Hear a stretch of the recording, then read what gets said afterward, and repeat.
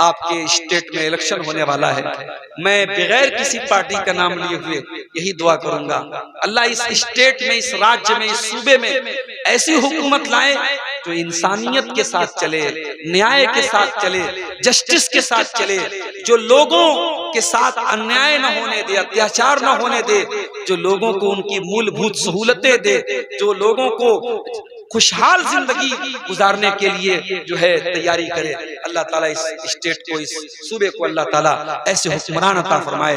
रब्बुल आलमीन हमारे पूरे मुल्क की हिफाजत फरमाए, हमारे मुल्क को अल्लाह ताला जालिमों के जुल्म से, शरीरों के शर से महफूज रखे, जब तक हमें दुनिया में जिंदा रखे, इस्लाम पर जिंदा रखे और हमारा खात्मा ईमान पर हो, आमीन। इसीलिए अल्लाह कुरान में कहता है, फलौला इज़ा बलगतिल हुल्क़ूम व अंतुम हीनइज़िन तंज़ुरून। ऐ मेरे बंदो, जब इंसान की जान हलक तक पहुंच जाती है, जब इंसान की जान निकलने का टाइम आ जाता है, व अंतुम हीनइज़िन तंज़ुरून, और तुम अपनी आंखों से देख रहे हो तुम्हारा बाप मर रहा है, तुम्हारी माँ मर रही है, तुम्हारा भाई मर रहा है, तुम्हारा रिश्तेदार मर रहा है, तुम मरते हुए अपनी आंखों से देख रहे हो। कभी अगर आपने ये मंजर देखा होगा, कोई आपका रिश्तेदार मर रहा हो और मौत के टाइम आप उसके पास हो। मैंने अपनी माँ को देखा था अपनी आंखों से मरते, मेरे नाना का इंतकाल हुआ था, उस वक्त मैं अपने नाना के पास था।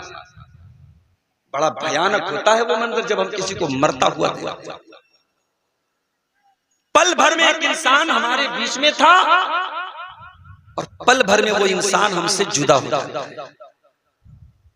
अभी तक हम ये बोलते हमारा बाप है, हमारे नाना हैं, हमारी माँ है, हमारा भाई है, और पल भर में ये होता है कि हमारा भाई था, है से था होने में चंद सेकंड लगते हैं मेरे साथ। अभी तक ये था कि अब्बा को उठाओ, अब्बा को दबा दो, अब्बा को पानी पिलाओ, अब्बा को खाना खिलाओ, और चंद सेकंड के बाद ये होता है कि लाश को इधर कर दो, जनाजे को इधर कर दो, लाश को कफन पहना दो, लाश को पोस्टमार्टम के लिए भेज दो। अभी चंद सेकंड पहले इंसान था, अब वो लाश बन गया। कितनी कड़वी सच्चाई है मेरे प्यारे, और ये सच्चाई हम अपनी आंखों से देखते हैं, हर इंसान देखता है, मगर हमें कोई इबरत हासिल नहीं होती, हमें कोई नसीहत हासिल नहीं होती। कुरान कह रहा है, फलौला इज़ा बलगतिल हुल्क़ूम व अंतुम हीनइज़िन तंज़ुरून। ऐ मेरे बंदो, जब किसी की जान निकलने का टाइम आता है और तुम अपनी आंखों से देख रहे हो कि वो मर रहा है, व नहनु अक़रबु इलैहि मिनकुम वलाकिन ला तुबसिरून। और ऐ लोगों, तुम मरने वाले की चारपाई के करीब में बैठे हो, तुम्हें ऐसा लग रहा है कि उससे सबसे ज्यादा करीब में तुम बैठे हो, जबकि तुमसे ज्यादा करीब अल्लाह है। अल्लाह तबारक व तआला तुमसे ज्यादा करीब है। मरने वाले की सांस कितनी चल रही है अल्लाह को मालूम है, उसकी हार्ट बीट कितनी चल रही है तुम्हें कंप्यूटर पे देखना पड़ रहा है, अल्लाह को सब मालूम है, वो तुमसे ज्यादा करीब है मरने वाले। फलौला इन कुंतुम गैर मदीनीन तरजिऊनहा इन कुंतुम सादिकीन। अगर तुम्हें ऐसा लगता है कि मरने वाला तुम्हारा बहुत खास था, बाप था, माँ थी, भाई था, कोई भी था, और तुम्हें ऐसा लगता है कि तुम्हारे ऊपर कोई शक्ति नहीं है, कोई ताकत नहीं है, कोई पावर नहीं है, तो जरा तुम मरने वाले को मौत से बचा करके रखा है। तुम्हारे पास ताकत है, ये क्षमता है, ये पावर कि तुम मरने वाले को मौत से बचा सको? नहीं बचा सकते। ऐ दुनिया के बड़े बड़े डॉक्टरों, तुम्हारी मेडिकल साइंस फेल है। ऐ दुनिया की इंजीनियरों, तुम्हारी इंजीनियरिंग फेल है। ऐ दुनिया के बड़े बड़े साइंसदानों, तुम्हारी साइंस ने घुटने टेक दिए। मौत का किसी के पास कोई इलाज नहीं है, मौत का इलाज नहीं है। और ये मौत अल्लाह ने बनाई इसीलिए ताकि हमें पता चले कि हम परमानेंट यहां रहने के लिए। बच्चा स्कूल में एग्जाम दे रहा है, उसको टाइम दिया कि 2 घंटे के अंदर तुझको एग्जाम पूरा करना है। बच्चा लिख रहा है। जैसे ही 2 घंटा पूरा होने वाला है, टन से घंटी बजी, और जैसे ही घंटी बजी एग्जामिनर आए, चल भाई चल कॉपी जमा कर। आप लाख बोल दें मास्टर साहब, सर मैडम मेरा क्वेश्चन बाकी है, मुझे सवाल और करना है, मैडम कॉपी छीन लेगी, टीचर कॉपी छीन लेगा, क्योंकि तेरा टाइम पूरा हो चुका है। दुनिया में तो हमें मालूम है कि हमें एग्जाम में 2 घंटा मिला है, जिंदगी के एग्जाम में हमें कितना टाइम मिला है हम नहीं जानते। मेरे साथ मैं अभी आ रहा था कार से, रास्ते में चंद नौजवान बाइक पर जा रहे थे और उनके अपोजिट साइड में कुछ लड़कियां जा रही थी नकाब में। तो वो नौजवान लड़के जो बाइक से, मुझे लग रहा है एक बाइक पे 4-5 लड़के बैठे थे, तो धड़ाम से बाइक उनकी गिर गई जमीन पे। तो हमारे ड्राइवर साहब ने हंसते हुए कहा कि मौलाना साहब पता है ये बाइक से क्यों गिरे हैं? मैंने कहा क्यों गिरे हैं? कहा उनकी नजर लड़कियों के ऊपर।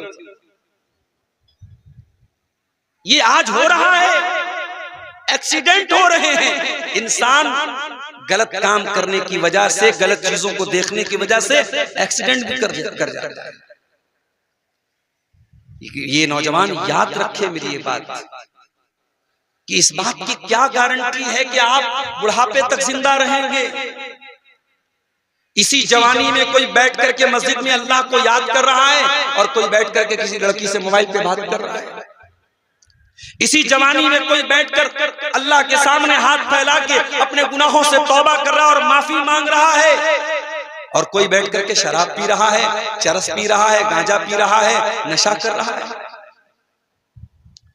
दुनिया में एग्जाम देने वाले को पता है 2 घंटे में मेरी कॉपी छीन ली जाएगी, 3 घंटे में मेरी कॉपी छीन ली जाएगी।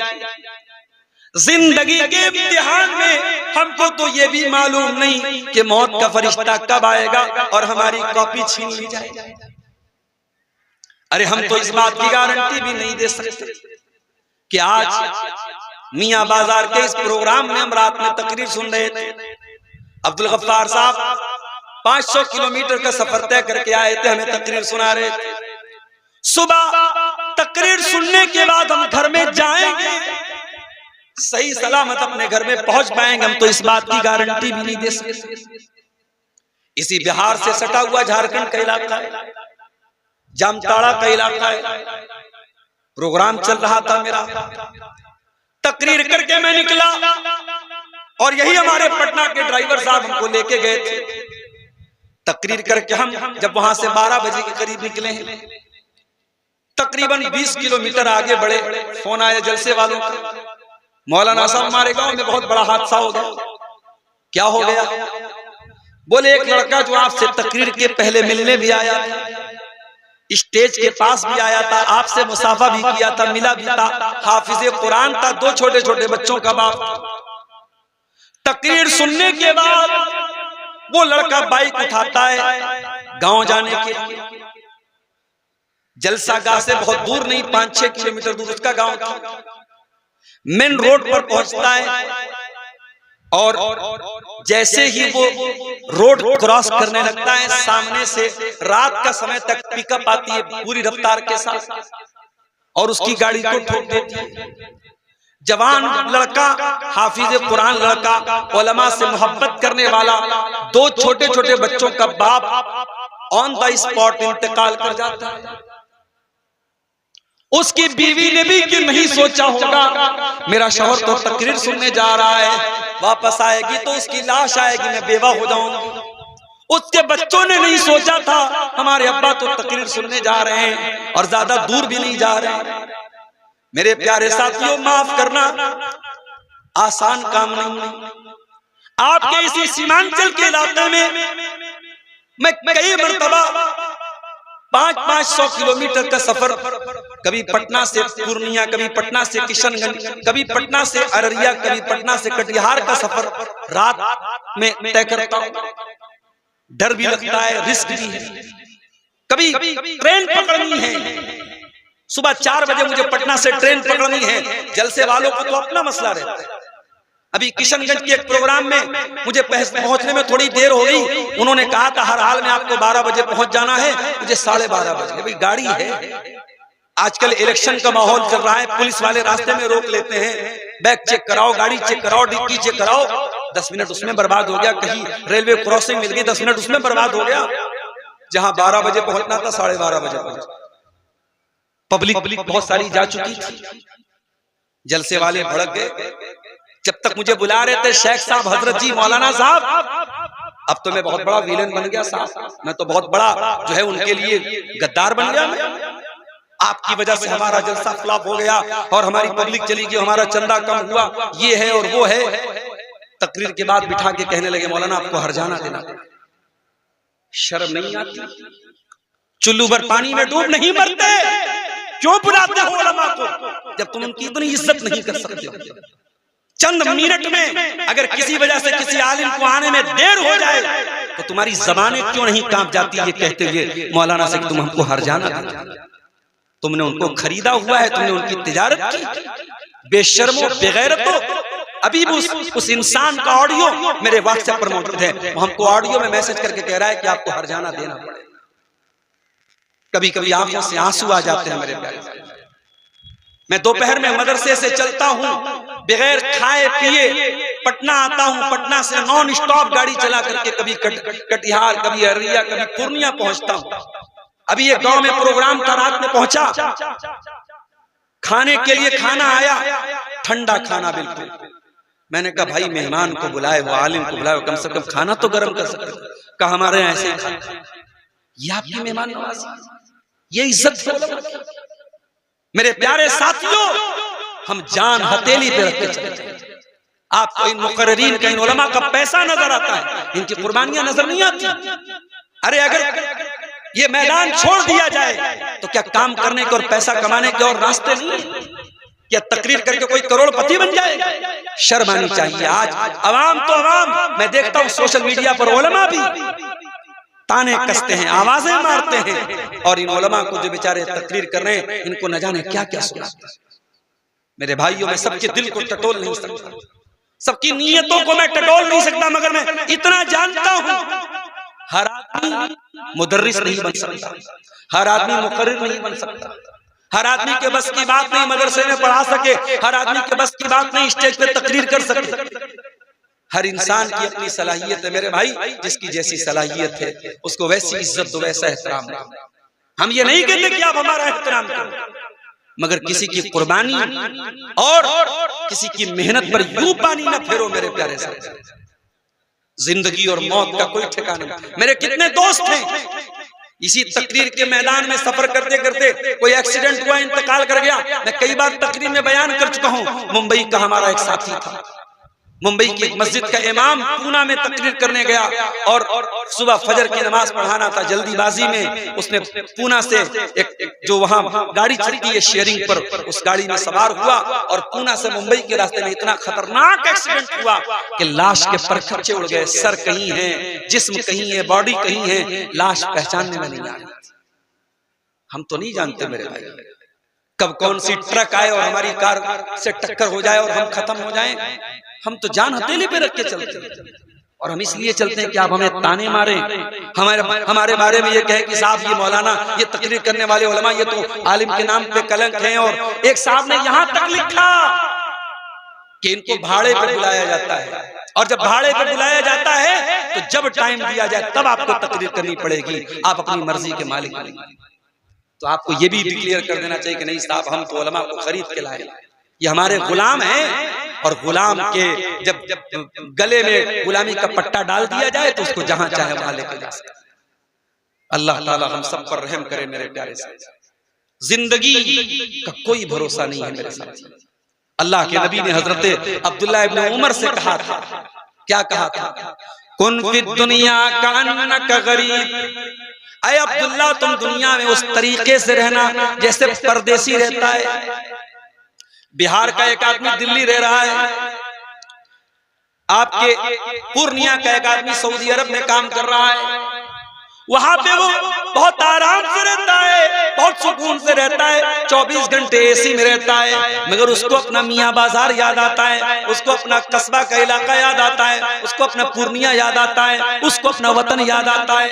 अल्लाह के नबी फरमा रहे हैं, कुन फी दुनिया कअन्नका गरीब, ऐसे जिंदगी गुजारो जैसे परदेसी जिंदगी गुजारता है।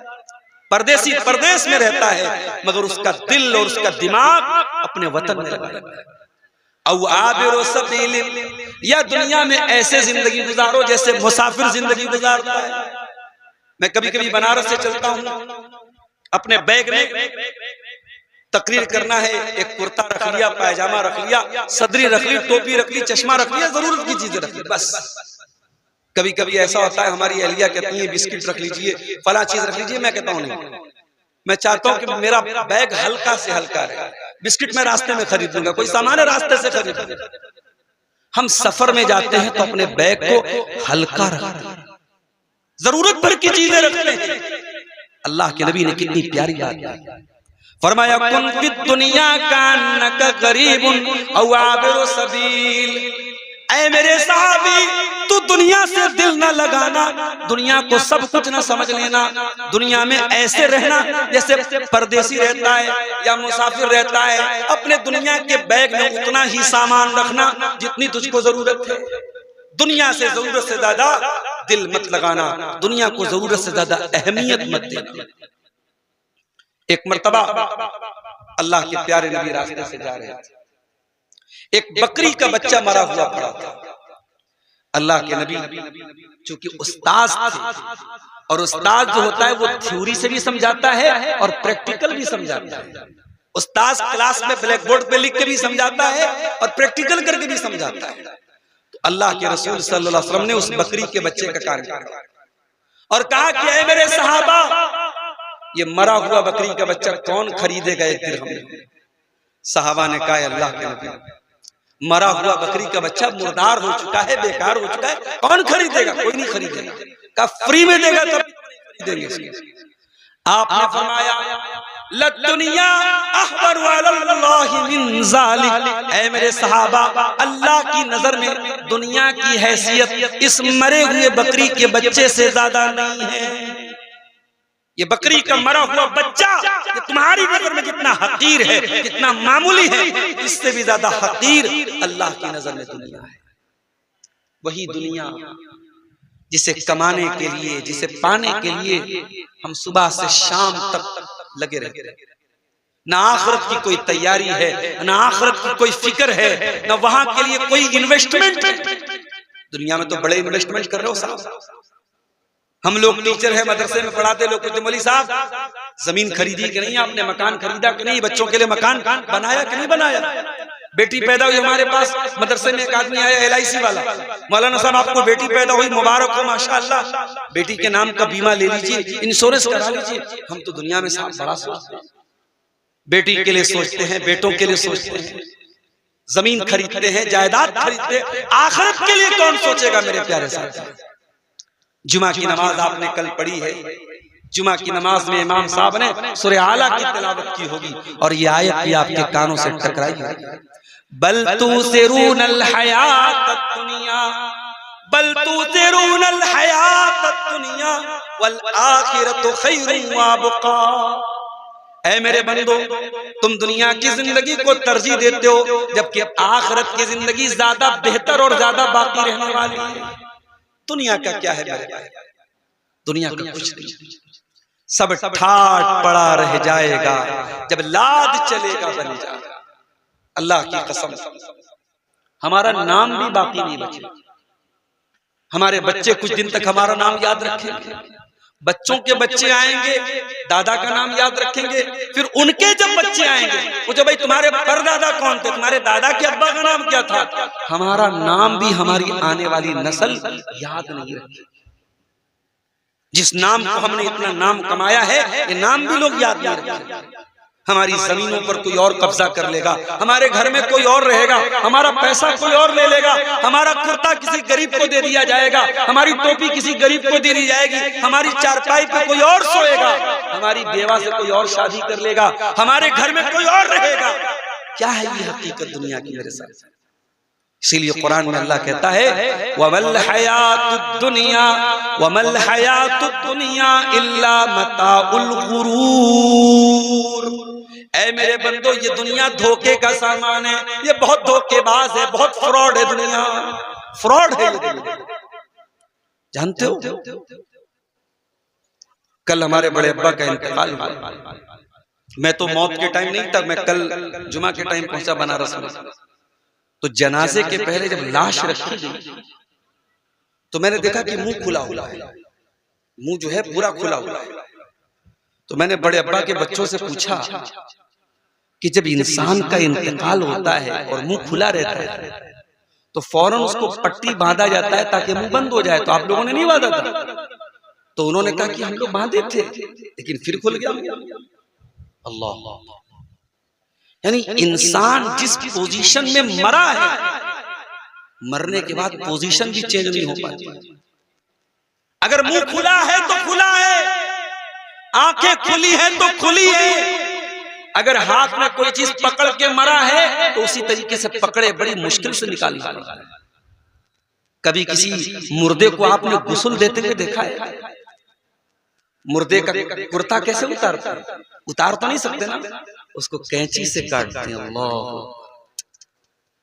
दुनिया में इंसान कपड़ा चेंज करता है, कमरा बंद करके करता है, और आज लोग नहला रहे हैं और कैंची से उसका कुर्ता उतार रहे हैं। नहला रहे हैं। दुनिया में लक्स से नहाता था, लाइफ बॉय से नहाता था, सिंथॉल से नहाता था, उसका फेवरेट साबुन था।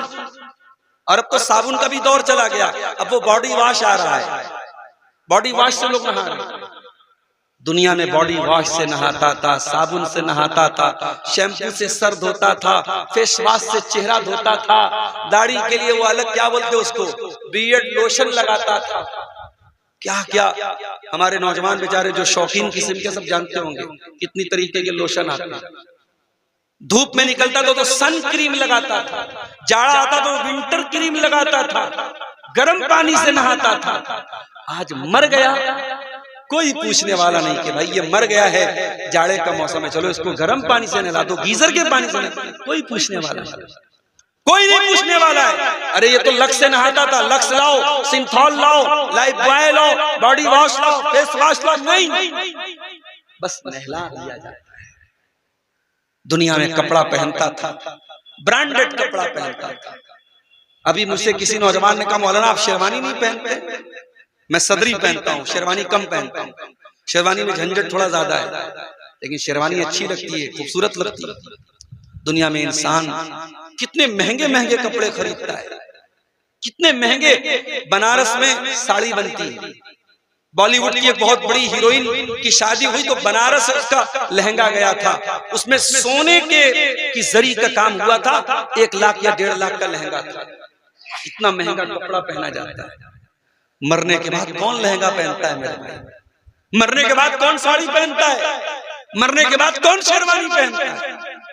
3 कॉटन की सफेद चादरों में कफनाया जाता है। दुनिया में ब्रांडेड करने वालों, हमारी औकात यही है, मरोगे तो 3 कॉटन की चादरों में कफनाया जाएगा। दुनिया में स्कॉर्पियो लेके घुमा करता था, बोलेरो लेके घुमा करता था, फॉर्च्यूनर लेके घुमा करता था, ऑडी लेके घुमा करता था। दुनिया में तेरी गाड़ी की रफ्तार का कोई मुकाबला नहीं था। मगर इंसान तो कितना बेबस हो चुका है। आज 4 लोगों के कंधे पर तेरा जनाजा जा रहा है, 4 लोग अपने कंधे पे सवार करके तुझको कब्रिस्तान लेके जा रहे हैं। जनाजे की नमाज हो रही है, इमाम साहब जनाजा पढ़ा रहे हैं, और हाय हाय तू इतना बदनसीब था, तेरे बच्चों ने पूर्णिया के सबसे महंगे स्कूल में पढ़ाई की थी, तेरी बेटियों ने सबसे महंगे स्कूल में पढ़ाई की थी, मगर तेरा एक बेटा भी इस लायक नहीं, एक बेटी भी इस लायक नहीं कि तेरी जनाजे की नमाज पढ़ सके। तुझे 5 बेटे हैं, 4 बेटे हैं, तेरा एक बेटा भी इस लायक नहीं है कि तेरी जनाजे की नमाज पढ़ सके। तू इतना बेबस है, तू इतना ऐ इंसान, तू गौर कर, तू कितना बेबस और कमजोर है। तेरा जनाजा हो रहा है, तेरा अपना बेटा जनाजा की नमाज को दुआ तक उसको नहीं आता। जनाजा हो गया, कब्र में उतारा गया, कब्र में लेटा दिया गया, तख्ता लगा दिया गया, मिट्टी डाल दी गई। रिश्तेदार आ रहे हैं, मिट्टी दे रहे हैं, बच्चे आ रहे हैं, मिट्टी दे रहे हैं, सब लोगों ने मिट्टी दी और मिट्टी दे के हाथ झाड़ के चले गए। लहद तक आपकी ताजीम कर दी, अब आगे आपके आमाल जाने। बस यहाँ तक आपका एहतराम कर दिया, आपका सम्मान कर दिया, आपकी इज्जत कर दी। अब्बा जान, अब इसके आगे हम आपके काम आने वाले। अब कब्र में आपको अंधेरा मिलेगा कि रोशनी मिलेगी? कब्र में मुनकर नकीर के सवालों का आप सही जवाब देंगे कि फेल हो जाएंगे? आपको सांप बिच्छू काटेंगे या जन्नत की खिड़की खुलेगी? अब ये तय करेगा आपका अमल, ये तय करेगा आपका ईमान। न वहां औलाद काम आएगी, न बीवी काम आएगी, न बच्चे काम आएंगे। वमल हयात दुनिया इल्ला मताउल गुरूर। ऐ मेरे बंदो, ये दुनिया धोखे का सामान। मेरे अजीजों, मेरे साथियों, कभी जब अपने किसी रिश्तेदार का जनाजा उठाओ तो सोचो कल हमारा भी जनाजा उठेगा। किसी के इंतकाल की खबर सुनो तो सोचो कल हमारा भी इंतकाल होगा और हमारे गांव की मस्जिद पे ऐलान होगा फला साहब का इंतकाल हो गया, दोपहर में 2 बजे मिट्टी पड़ेगी, आपके भी इंतकाल का ऐलान किया जाएगा। उस दिन के आने के पहले तैयारी कर लो मेरे प्यारे साथ। इक़्तरब लिन्नास हिसाबुहुम वहुम फी गफलतिन मुरिदून।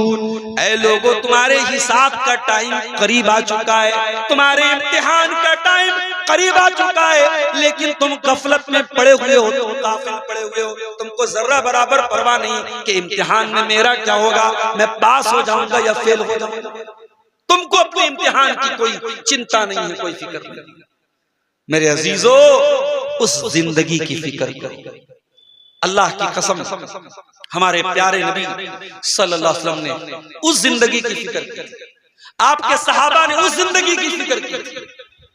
अल्लाह के प्यारे नबी का इंतकाल होता है, सोमवार के दिन आपका इंतकाल हुआ और इतवार के दिन आपके घर में जो चिराग जलाया गया, उस चिराग का जो तेल था वो पड़ोसी से उधार लिया गया, पड़ोसी से उधार लेके तेल जलाया गया। आपका इंतकाल हुआ तो आपकी जो ज़रा थी वो एक यहूदी के यहाँ गिरवी रखी गई थी और बदले में 30 सा जौ लिया गया था। 30 सा जौ के बदले आपकी ज़रा गिरवी रखी गई थी। आपका इंतकाल हुआ, आपने अपने बच्चों के लिए न सोना छोड़ा, न चांदी छोड़ी, न दुनिया की जायदाद छोड़ी। हाँ, आपने छोड़ा तो कुरान छोड़ा, आपने छोड़ा तो सुन्नत छोड़ा, आपने छोड़ा तो शरीयत को छोड़ा। आपने मैसेज दिया, ऐ दुनिया वालों, अपनी औलाद के लिए कुछ बनाओ या ना बनाओ, आखिरत बना लो। अपनी औलाद को कुछ दो या ना दो, ईमान दे दो, तौहीद दे दो, अकीदा दे दो, सही चीज दे दो। नबी का इंतकाल हो गया। नबी के इंतकाल के बाद हजरत अबू बकर सिद्दीक को खलीफा बनाया गया। हजरत अबू बकर 2.5 साल के बाद इंतकाल हो जाता उनका। इंतकाल के पहले हजरत अबू बकर सिद्दीक बीमार पड़ जाते हैं। आपकी बेटी हजरत आयशा से मिलने के लिए आई, बेटी बाप से मिलने के लिए आई है। ओ लोगों, तुमने तो बेटियों को पराया बना दिया। तुम तो कहते हो बेटी पराया माल होती है, तुम तो शादी करने के बाद अपनी बेटियों से कोई नाता नहीं रखते, कोई ताल्लुक नहीं रखते। मगर अल्लाह की कसम, मेरे नबी ने ये तालीम नहीं दी। बेटी न शादी के पहले पराई होती है, न शादी के बाद पराई होती है। बेटी हमेशा अपनी होती है। और आज भी गवाह है दुनिया कि जब बाप बीमार होता है, बेटा बाद में हाल चाल लेने आता है, बेटी पहले हाल चाल लेती है। बेटा उसी घर में है, बाप की परवाह नहीं है, माँ की परवाह नहीं है। बेटी अपने ससुराल में है, लेकिन फोन करके पूछती है, अम्मा तुम कैसी हो, अब्बा तुम कैसे हो। अब्बा की और अम्मा की हाल चाल बेटी अपने ससुराल से लेती है। मेरे साथ बेटियों को पराया न समझो मेरे भाई, बेटियों को हमेशा अपना समझो। हजरत आयशा अपने बाप को देखने के लिए आई। बाप बीमार है और मौत की कगार पे है, मरने वाला है, और बेटी अपने बाप से मिलने के लिए। हजरत अबू बकर ने पूछा, ऐ मेरी बेटी आज कौन सा दिन है? हजरत आयशा ने फरमाया, अब्बा जान आज सोमवार का दिन है। कहा है मेरी बेटी, ये बता कि क्या अल्लाह के रसूल का इंतकाल भी सोमवार के दिन हुआ था? कहा कि हाँ अब्बा जान, अल्लाह के नबी का इंतकाल भी सोमवार के दिन हुआ था। कहा कि अल्लाह, काश मेरा भी इंतकाल आज ही के दिन हो जाए, मैं अपने दोस्त के पास आज ही के दिन चला जाऊं। फिर पूछा कि ऐ मेरी बेटी, ये बता, जब अल्लाह के नबी का इंतकाल हुआ था तो कफन में कितने कपड़े दिए गए थे? हजरत आयशा से पूछ रहे हैं। कौन पूछ रहे हैं? उनके बाप पूछ रहे हैं। बाप अपनी बेटी से मसला पूछ रहा है। ओ मियां बाजार वालों, ओ पूर्णिया वालों, ओ कस्बा वालों, हजरत अबू बकर मैसेज दे रहे हैं, संदेश दे रहे हैं, अपनी बेटियों को इस काबिल बनाओ, अपनी बेटियों को ऐसी तालीम दिलाओ कि जब आपको कोई मसला पूछना पड़े तो आपकी बिटिया आपको जवाब। अपनी बेटियों को इस लायक बनाओ। और आज भी अल्लाह की कसम, जब लड़कियां पढ़ाई में आगे निकलती हैं, इंटरनेट पर आप देख लीजिए कितनी अच्छी कुरान की तिलावत कुछ औरतें करती हैं, कुछ लड़कियां करती हैं, बड़े बड़े मर्द हजरात नहीं कर सकते। हाफिजा हैं, आलिमा हैं, दीन की जानकार हैं, मसले मसाइल की जानकार हैं। अगर औरत सही तालीम दी जाए, लड़की को सही तालीम दी जाए तो लड़की बहुत कुछ कर सकती है। आज आपने लड़कियों को दीन की तालीम नहीं दी। आपकी मस्जिद है, गांव की जुमा हो रहा है, जरा सीने पर हाथ रख के बताओ कि आपकी जामा मस्जिद में औरतों का इंतजाम है? सीमांचल की अक्सर मस्जिदों में मैंने देखा लेडीज का इंतजाम नहीं है। क्यों नहीं है भाई? अहले हदीसों का गांव है, शेरशाबादियों का गांव है, क्यों नहीं है? क्या नबी के जमाने में जुमा की नमाज में औरतें नहीं जाती थी मस्जिद? मैं बार बार ये बात कहता हूं कि जलसे में औरतों को बुला लेने से और ये मेला ठेला कर देने से औरतें दीन नहीं सीखेंगी। आप आधा आधा घंटे का जुमा का खुतबा भी अगर उनको पाबंदी से सुनाएंगे, उनको दीन की बहुत मोटी मोटी बातें समझ में आ जाएंगी। हजरत आयशा से उनके बाप पूछ रहे हैं, ऐ मेरी बेटी, ये बता कि अल्लाह के रसूल के कफन में कितने कपड़े थे? बेटी जवाब देती है, अब्बा जान, फी सलासिन सुहूलियतिन, अल्लाह के नबी के कफन में 3 सूती चादरें थी, 3 कॉटन की चादरें थी, सफेद चादर। हजरत अबू बकर ने कहा, ऐ मेरी बेटी, एक तो ये कपड़ा है जो बीमारी में पहनते थे, कहा एक कपड़ा ये ले लेना और 2 चादर और ले लेना और 3 चादरों में मुझको कफनाना जैसे नबी को कफनाया था। पता ये चला सहाबा हमारी तरह रस्म रिवाज की पाबंदी नहीं करते थे, सहाबा सुन्नत की पाबंदी करते थे। अभी एक साहब ने व्हाट्सएप पर सवाल पूछा, मौली साहब खतना की दावत करना कैसा है? बच्चे का खतना कराया, मुसलमानी कराया, उस मौके पर दावत देना कैसा है? मैंने कहा देखो भाई, खतना की दावत हराम तो नहीं है, नाजायज तो नहीं है, बिदअत तो नहीं है। आप किसी भी मौके पे दावत दे सकते हैं, शरीयत आपको मना नहीं करती। मगर आप गौर कीजिए, ये जो हम खतना करते हैं ये इस्लाम का एक हुक्म है। जिस तरीके से अल्लाह के नबी ने दाढ़ी को बढ़ाने का हुक्म दिया, मूंछों को कतरने का हुक्म दिया, बगल के बाल साफ करने का हुक्म दिया, शर्मगाह के बाल साफ करने का हुक्म दिया, नाखून को काटने का हुक्म दिया, उसी तरीके से अल्लाह के नबी ने खतना करने का भी हुक्म दिया है। ये आपकी ऐसी सुन्नत है जिसका ताल्लुक फितरत से है।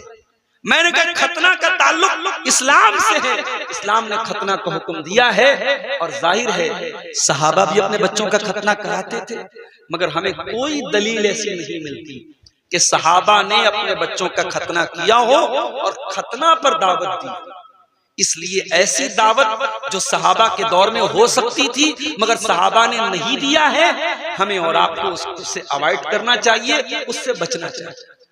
आज हमारे यहाँ जनाजे में, मैं तो कभी कटिहार के किसी जनाजे में या पूर्णिया सीमांचल के किसी जनाजे में शामिल नहीं हुआ, मगर मैं देखता हूँ कि अपने अहले हदीसों में भी जनाजे में बहुत सारी बिदअत आ चुकी है।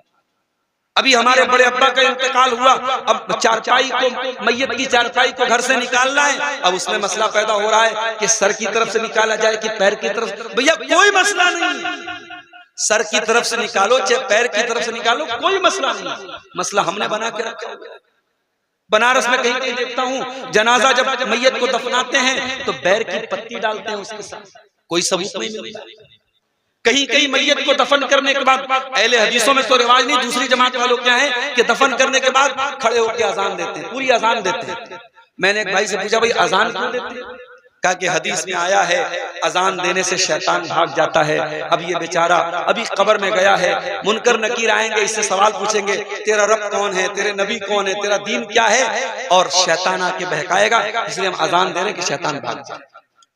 मैंने कहा वाह रे वाह, बड़ी दूर की तुझे सूझी है, तुझे समझ में आ गई बात कि अजान देने से शैतान भाग जाएगा।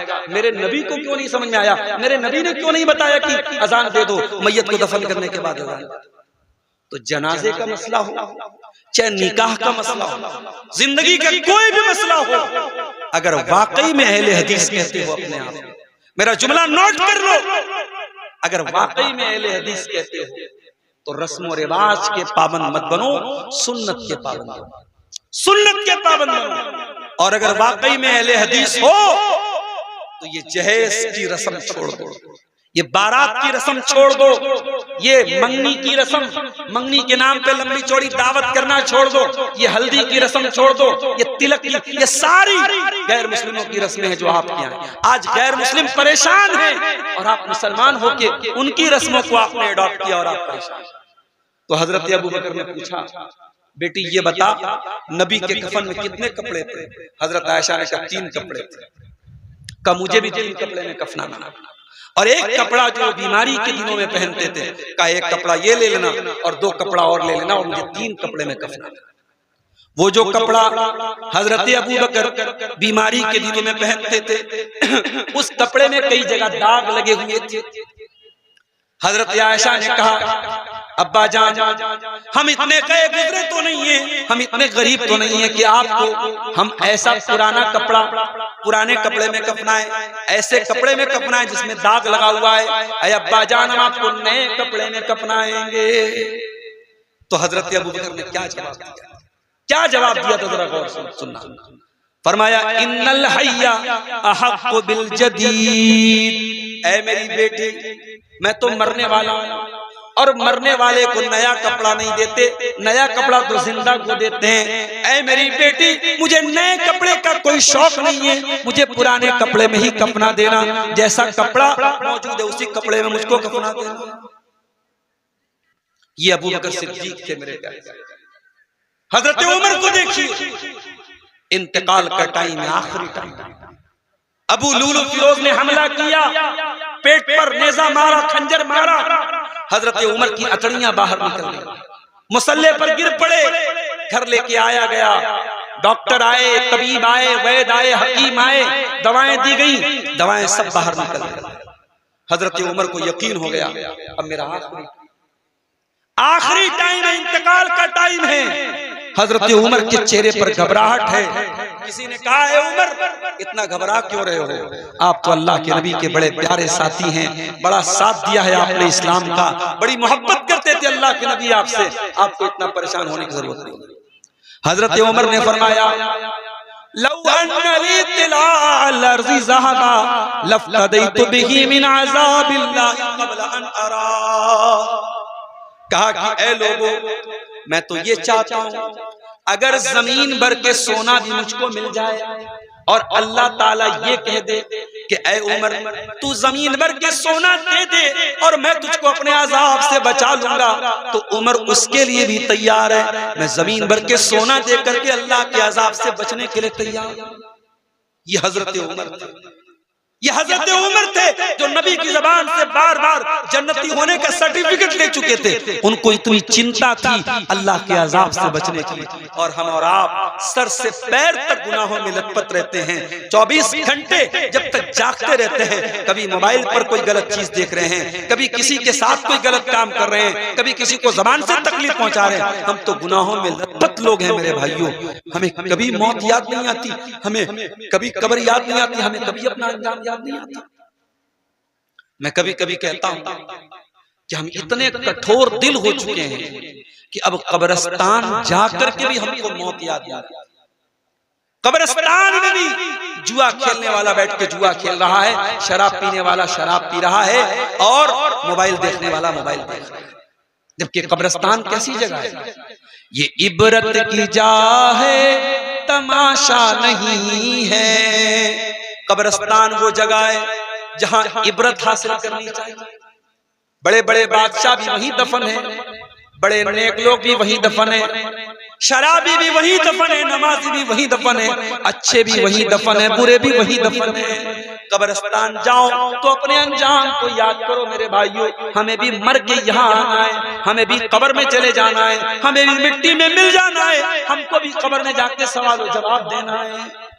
इसीलिए अल्लाह के नबी के डबल दामाद, जिनके निकाह में नबी की 2 बेटियां थी, जो रुकैया के भी शौहर थे, जो उम्मे कुलसूम के भी शौहर थे, अल्लाह के प्यारे रसूल के डबल दामाद, दोहरे दामाद ज़ुन्नूरैन हजरत उस्मान गनी रज़ी अल्लाह ताला अन्हु जब किसी कब्रिस्तान के पास से गुजरते थे, जब किसी कब्र के पास से गुजरते थे, ज़ारो कतार रोने लगते थे, फूट फूट के रोने लगते थे, आंखों से आंसू बहने लगते थे।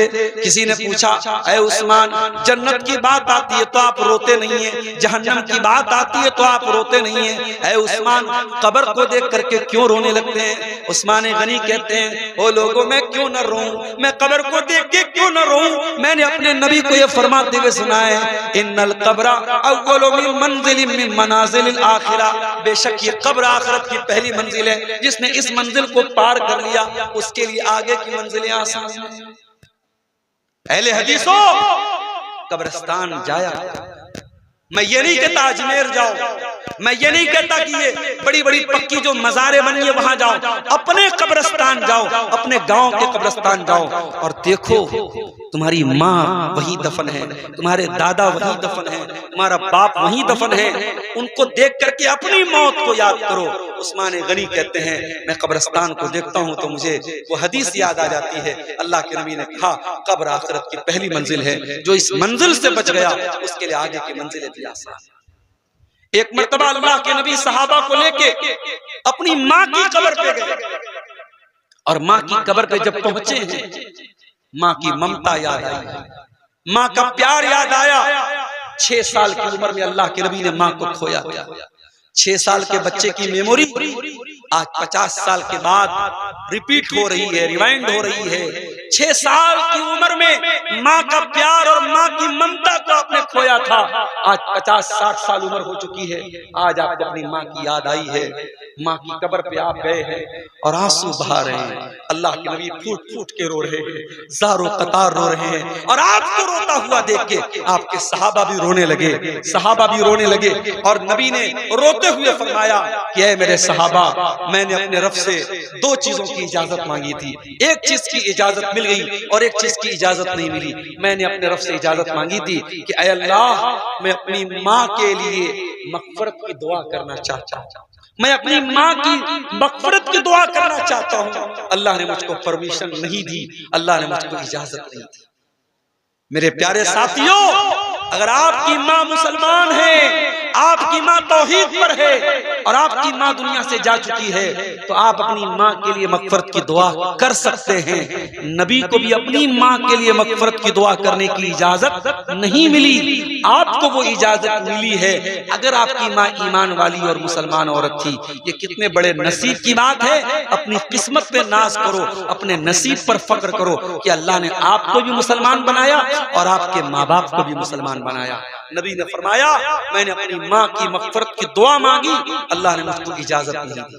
फिर मैंने दूसरी इजाजत मांगी कि ऐ अल्लाह, मैं अपनी माँ की कब्र पे जाना चाहता हूँ, अल्लाह ने मुझको इजाजत दे दी। फज़ूरुल क़ुबूर, ऐ लोगों, तुम भी कब्रिस्तान जाया करो और मुर्दों की कब्र पे जाया करो, वहां जाने से तुमको आखिरत की याद आएगी। मेरे प्यारे साथियों, कब्रिस्तान जाया करो और सोचो कि कब्र में हमसे जब सवाल और जवाब होगा तो हम क्या जवाब देंगे।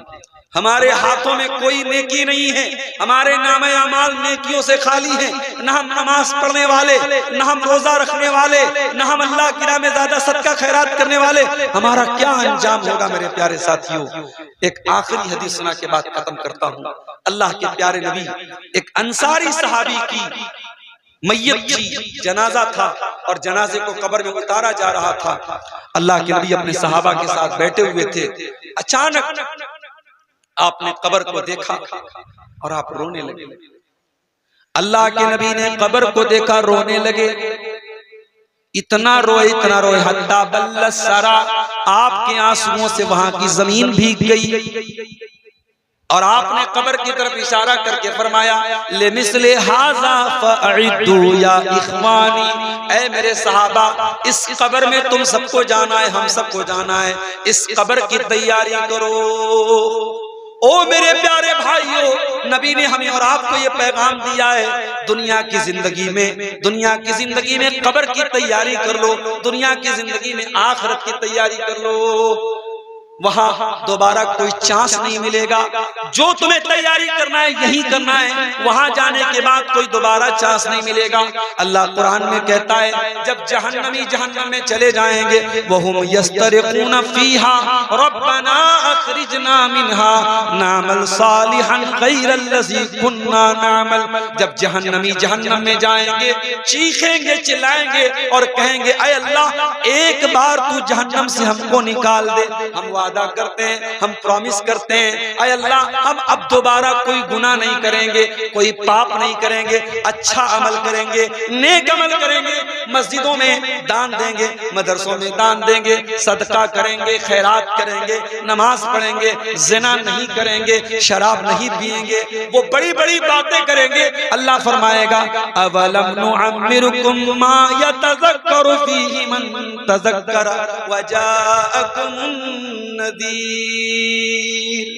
ऐ मेरे बंदो हमने तुमको पूरा पूरा टाइम दिया था, तुम 60 साल दुनिया में रहे, तुम 50 साल दुनिया में रहे, तुम 40 साल दुनिया में रहे, तुमको जवानी मिली, तुमको बुढ़ापा मिला, तुम बहुत कुछ कर सकते थे। अब दोबारा तुमको टाइम नहीं मिलेगा, तुम्हारा गेम ओवर हो चुका है, तुम्हारा टाइम फिनिश हो चुका है, तुम्हारा समय समाप्त हो चुका है।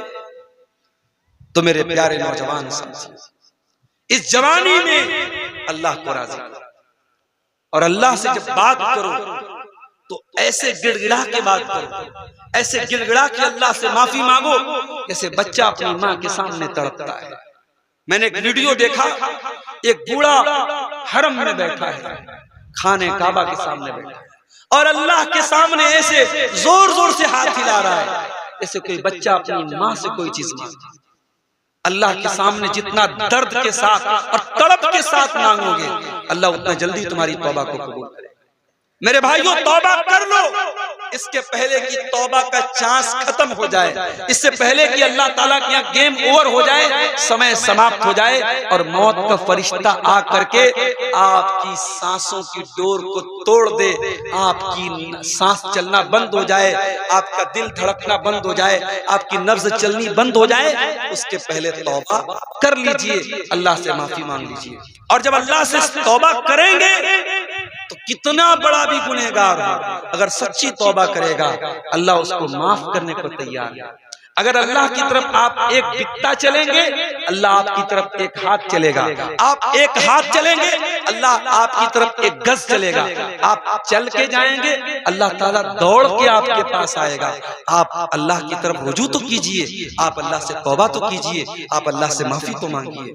ये रात का सुहाना वक्त है मेरे प्यारे साथियों, इस वक्त दुआएं कबूल होती हैं, इस वक्त अल्लाह ताला आसमान दुनिया पर उतरता है, नाज़िल होता है और कहता है ऐ मेरे बंदो है कोई मांगने वाला जो मुझसे मांगे और मैं उसकी दुआ को कबूल करूं, है कोई माफी मांगने वाला, है कोई मग़फ़िरत तलब करने वाला जिसकी मैं मग़फ़िरत कर दूं।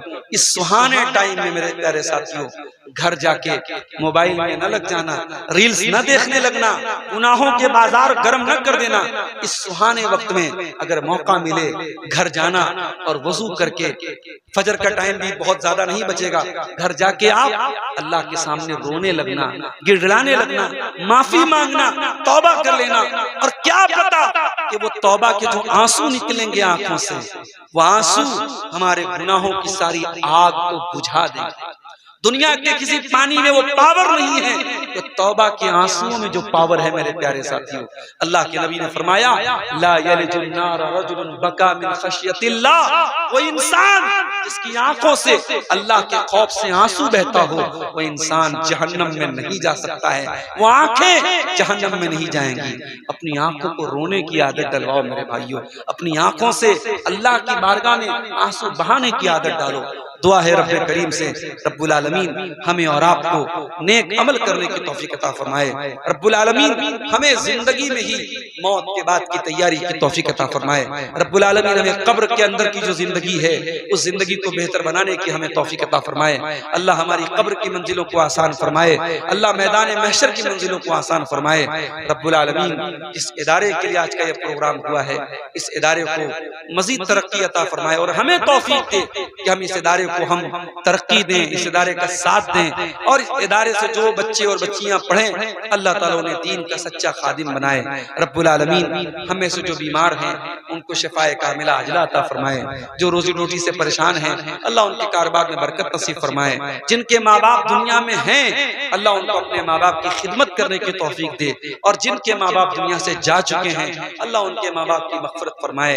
आपके स्टेट में इलेक्शन होने वाला है, मैं बगैर किसी पार्टी का नाम लिए हुए यही दुआ करूंगा अल्लाह इस स्टेट में, इस राज्य में, इस सूबे में ऐसी हुकूमत लाए जो इंसानियत के साथ चले, न्याय के साथ चले, जस्टिस के साथ चले, जो लोगों के साथ अन्याय न होने दे, अत्याचार न होने दे, जो लोगों को उनकी मूलभूत सहूलतें दे, जो लोगों को खुशहाल जिंदगी गुजारने के लिए जो है तैयारी करे। अल्लाह ताला इस स्टेट को, इस सूबे को अल्लाह ताला ऐसे हुक्मरान अता फरमाए। रब्बुल आलमीन हमारे पूरे मुल्क की हिफाजत फरमाए, हमारे मुल्क को अल्लाह ताला जालिमों के जुल्म से, शरीरों के शर से महफूज रखे, जब तक हमें दुनिया में जिंदा रखे इस्लाम पर जिंदा रखे और हमारा खात्मा ईमान पर हो। आमीन व आखिर दावाना अल्हम्दुलिल्लाहि रब्बिल आलमीन। अस्सलामु अलैकुम।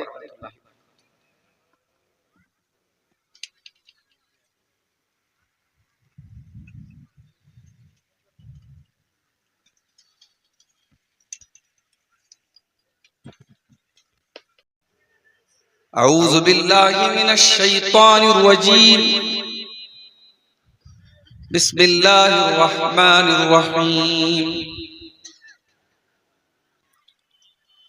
कुल्लु नफ्सिन ज़ाइक़तुल मौत व इन्नमा तुवफ़्फ़ौना उजूरकुम यौमल क़ियामह फमन ज़ुहज़िया अनिन नारि व उदख़िलल जन्नत फ़क़द फ़ाज़ वमल हयातुद दुनिया इल्ला मताउल गुरूर।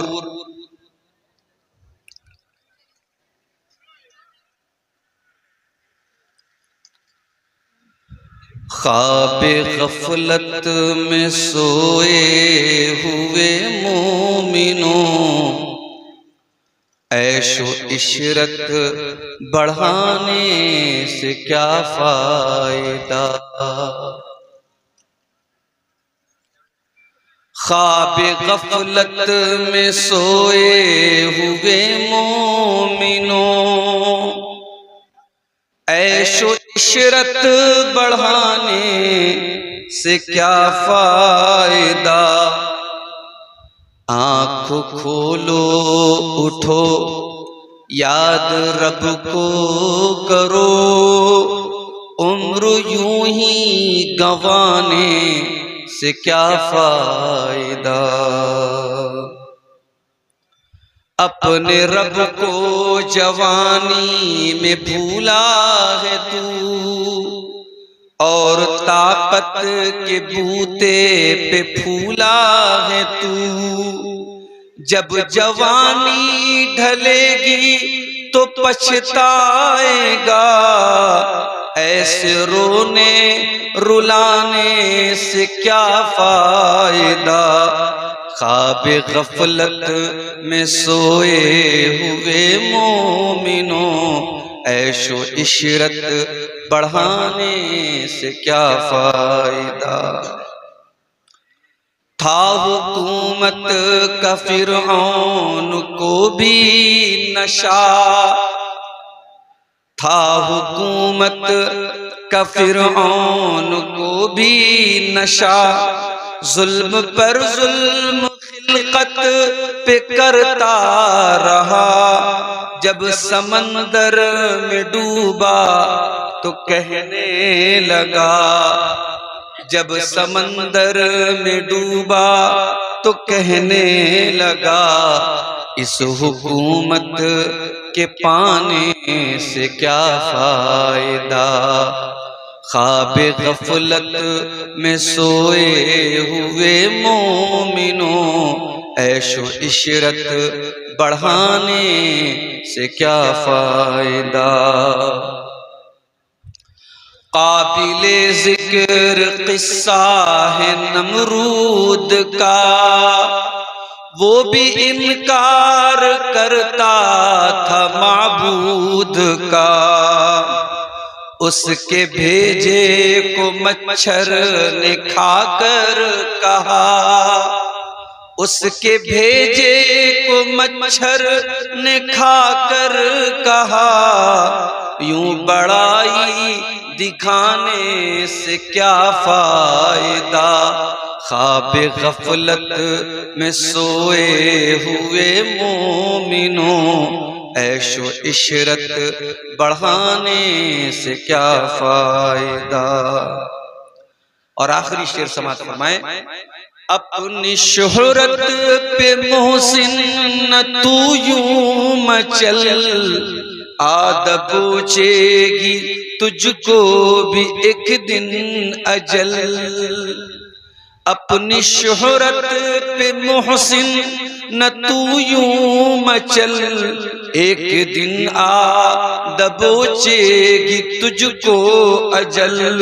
रूह को साफ कर नेक आमाल कर, रूह को साफ कर नेक आमाल कर, सिर्फ जाहिर बनाने से क्या फायदा, ख्वाब गफलत में सोए हुए मोमिनों, ऐशो इशरत बढ़ाने से क्या फायदा। सदर मुहतरम उलमाए किराम, मुहतरम बुजुर्गों, नौजवान साथियों, माँ और बहनों, प्यारे बच्चों, आपके इस गांव में जिसको शायद मियां बाजार के नाम से जाना जाता है, डॉक्टर जमाल साहब की दावत पर चौथी मर्तबा हाजिर होने का मौका नसीब हो रहा है। मुझसे पहले शेख नूरुल इस्लाम रहीमी साहब बंगला जुबान के बड़े अच्छे मुकर्रिर और इस इलाके में प्रोग्रामों में चंदा करने के लिए भी खास तौर से वो जाने जाते हैं। अपने मखसूस अंदाज में वो तकरीर कर रहे थे और आप हजरात उनके हाथों पे मदरसे का ताउन कर रहे थे। इससे पहले कि मैं अपनी तकरीर को आगे बढ़ाऊं, मैं आपसे ये गुजारिश भी करूंगा कि आप हजरात इस इदारे का ताउन जरूर करते हुए यहां से जाएंगे। जो जिससे जितना हो सकेगा, माए बहनें हो या मर्द हजरात हो, मदरसे का प्रोग्राम है, मदरसे के ताउन के लिए हुआ है। बड़े खर्च और बड़ी मेहनतों के बाद प्रोग्राम होता है। चुनाव का माहौल था, बीच में डॉक्टर जमाल साहब से बात हुई तो ऐसा लगा कि शायद प्रोग्राम कैंसिल हो जाए, लेकिन हिम्मत और हौसले से काम लिया, परमिशन लेकर के प्रोग्राम हुआ। और शायद परमिशन भी 1 ही बजे तक का मिलता है आमतौर से। और मैं अभी तकरीबन 12:15 बजे आपके इस गांव में पहुंचा हूं। मैं दुआ करता हूं अल्लाह ताला से, अल्लाह ताला हम सबको सही बात कहने की, सुनने की और उस पर अमल करने की तौफीक अता फरमाए, आमीन। मेरे भाइयों, अल्लाह ताला ने दुनिया का निजाम कुछ ऐसा बनाया है कि रोजाना यहां कोई पैदा हो रहा है, कोई आ रहा है, कोई जा रहा है, कोई नया बच्चा पैदा हो रहा है दुनिया में, और कोई इंसान दुनिया से मर रहा है। ये सिस्टम है इस कायनात का, ये निजाम है। ये व्यवस्था है इस वर्ल्ड की, इस कायनात की, अल्लाह ताला ने बनाई है। जुमेरात को मैं एक प्रोग्राम था मेरा कटिहार में, सुबह बनारस से निकला, मेरी बहन के यहां डिलीवरी हुई, बच्चा पैदा हुआ। खुशखबरी आई, मेरे पास फोन आया कि आप मामू बन गए हैं, भांजा हुआ है आपको। मैंने अल्लाह का शुक्र। शाम को मैं कटिहार पहुंचा, मगरिब बाद एक और फोन आया घर से। मेरे वालिद के बड़े भाई, मेरे बड़े अब्बू 2 महीने से तकरीबन बीमार चल रहे थे, 75 साल के करीब उनकी उम्र थी, बिस्तर पड़े हुए थे, बीमार थे, उनके इंतकाल की खबर। अब आप सोचिए कि एक ही दिन में, एक ही परिवार और खानदान में सुबह एक बच्चे के पैदा होने की खबर आ रही है और शाम को एक इंतकाल की खबर आ रही है। जिंदगी इसी का नाम है मेरे भाई। कहीं खुशी है, कहीं गम। खुशी के साथ दुनिया में हजारों गम भी होते हैं। जहां बजती है शहनाई वहां मातम भी होता है।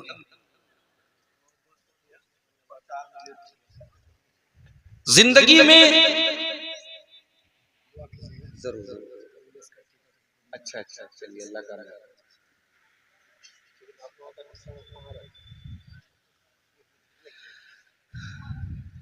जिंदगी में दोनों तरीके के सुख हैं, दुख हैं, धूप है, छांव है, दोनों हमारे साथ हैं।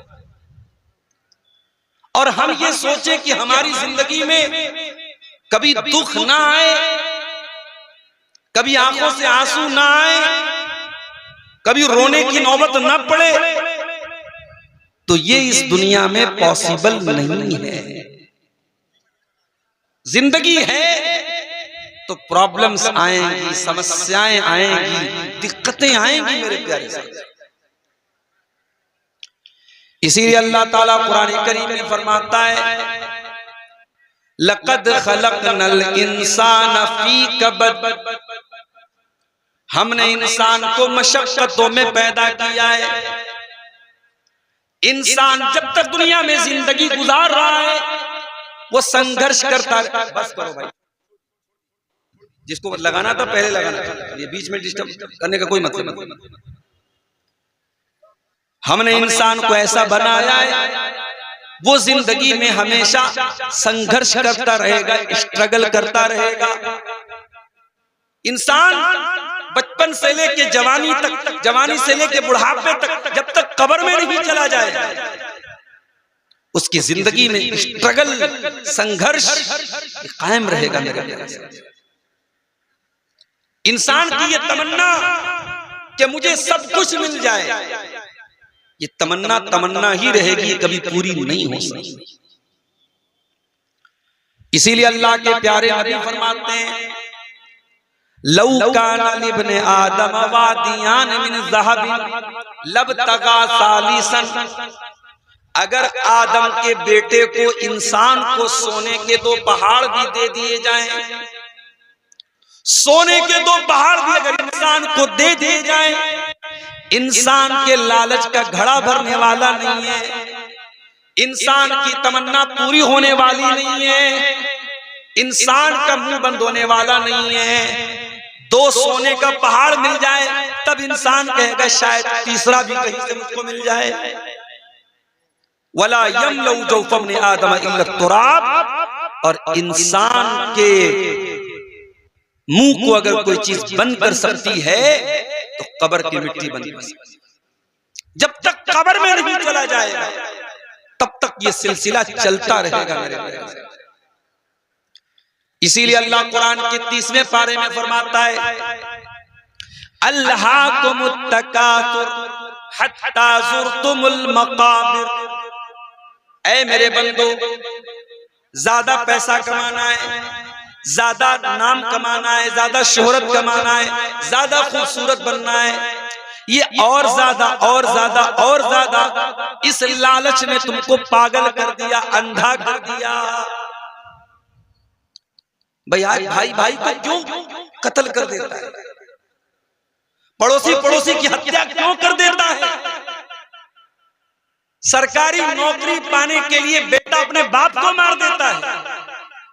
इसी धरती पे हम और आप अल्लाह को मुत्तकासुर, ऐ मेरे बंदो तुमको ज्यादा की चाहत ने, अधिक पाने की चाहत ने तुमको पागल कर दिया है।